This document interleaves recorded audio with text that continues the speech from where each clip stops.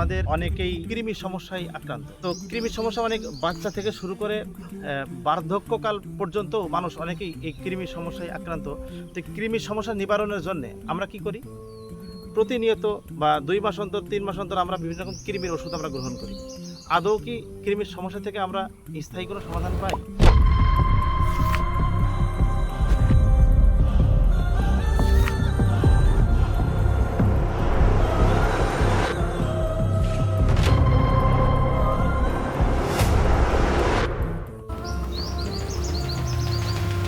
প্রিয় বন্ধুরা, আজকে আপনাদেরকে একটি চমৎকার ভিডিও উপহার দেব।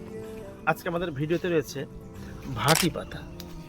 আমাদের বাড়ির আশেপাশে আঙ্গিনাতে এই ভাটি গাছ এত পরিমাণে জন্মে যে মানুষ এই গাছ রান্নার জন্য এটাকে লাকড়ি হিসেবে ব্যবহার করে।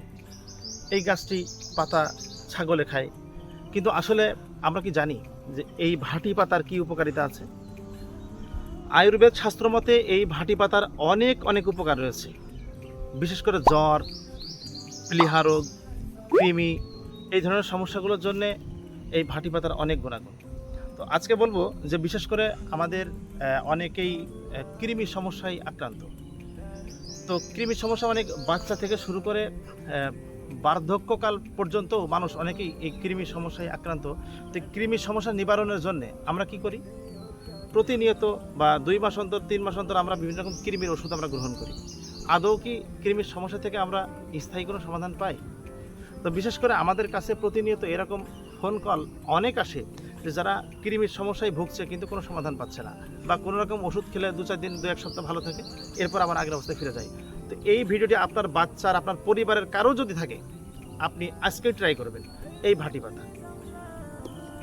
এই ভাটি পাতা তুলবেন, দেখতে পাচ্ছেন এই ভাটি পাতা একটু গন্ধ আছে, কিন্তু এই ভাটি পাতাতে তুলবেন। তোলার পরে এই ভাটি পাতার সাথে কাঁচা হলুদ, এই কাঁচা হলুদ আপনি 2টা ভাটি পাতার সাথে আপনি কাঁচা হলুদ নিয়ে এটাকে ভালোভাবে একটু পিষে নেবেন। পিষার পরে এর থেকে যে রসটা বের হবে, এই রস যদি বাচ্চা হয়, ছোট বাচ্চা হয়, 1 থেকে 2 চা চামচ পর্যন্ত পরিমাণ আপনি বাচ্চাকে 3 দিন খাইয়ে দেবেন। 3 দিনের বেশি আর প্রয়োজন হবে না ইনশাল্লাহ। ওর যে গোড়া কৃমি যেটা আছে ওইটা দূর হয়ে যাবে।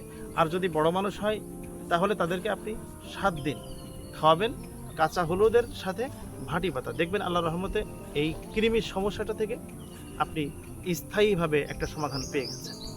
তো এই জন্য যে সমস্যায় আক্রান্ত আসলে সেই জানে যে এই সমস্যাটা কতটুকু কঠিন এবং মানে জটিল। তো এই জন্য আমি মনে করি যে যে সমস্যায় আছে আমরা কেমিক্যালের দিকে না গিয়ে অন্তত প্রকৃতির দিকে আমরা ফিরে আসি। এখানে কোনো ধরনের কোনো পার্শ্ব প্রতিক্রিয়া ফিল হবে না ইনশাল্লাহ। তো আপনাদেরকে এই ভিডিওগুলো দিচ্ছি এই জন্য যে আপনারা এগুলো যদি ট্রাই করেন, একে তো পয়সা খরচ হবে না, দ্বিতীয়ত আপনি কোনো ধরনের কোনো পার্শ্ব প্রতিক্রিয়ায় শিকার হবেন না। এই গুরুত্বপূর্ণ ভিডিওটি আপনি শেয়ার করে দিন, আপনি আপনার প্রিয়জনদের কাছে ভিডিওটি পৌঁছে দিন। ইনশাল্লাহ সকলেই ভিডিওটি দেখার মাধ্যমে সকলেই উপকৃত হবে। ধন্যবাদ, ভালো থাকুন বন্ধুরা। আসসালামু আলাইকুম।